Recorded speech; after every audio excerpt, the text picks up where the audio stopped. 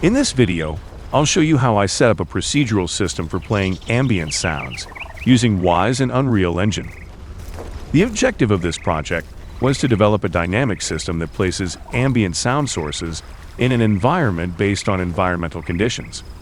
For example, if it's raining, fewer birds should chirp and more frogs should croak.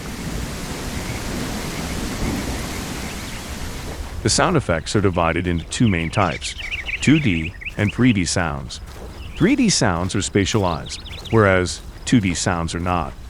For the 2D sounds, I created two stereo sound events in Wwise, one for general weather ambience and another for wind. The weather ambience sound is controlled by a state group tied to the game's weather system. The wind sound is driven by an RTPC named wind speed, which varies the wind intensity. The 3D sounds, or spatialized sounds, are straightforward. The project features a variety of animal sounds, organized in random containers within events.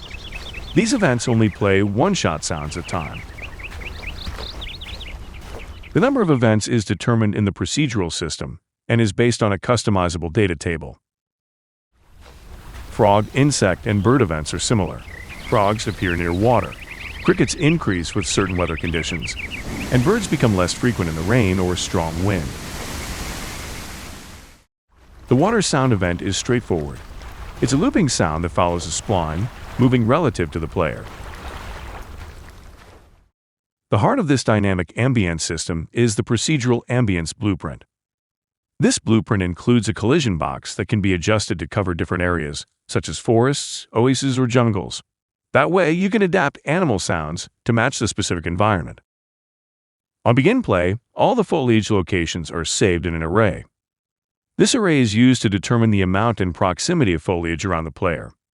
Depending on the weather, a certain percentage of this foliage is marked as potential sound spawn points. When the player gets close to these points, an audio event is triggered.